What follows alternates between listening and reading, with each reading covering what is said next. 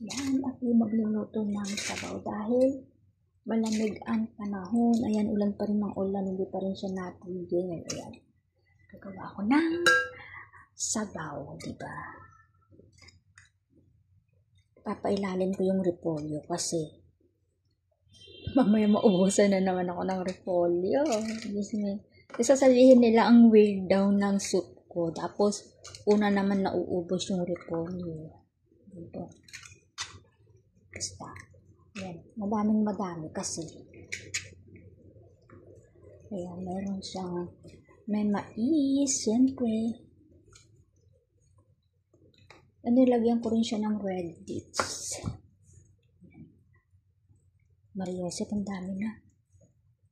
Ayaw na siyang pumailalim. Sabi, ayaw na siyang pumailalim. Paano ba yan? Papailalim natin para sure na meron matitirang repolyo sa akin. Diba? Kasi pagka hindi ko yung ginawa, wala akong pwede ko naman siyang sandukin. Ayan guys. Nilagyan ko rin siya ng Chinese cabbage para sa kanila naman, diba? Okay, wait. Kuluan natin siya ulit ng isang kulo. Tchadan! Ayan, pwede na siya. Bye! Ciao!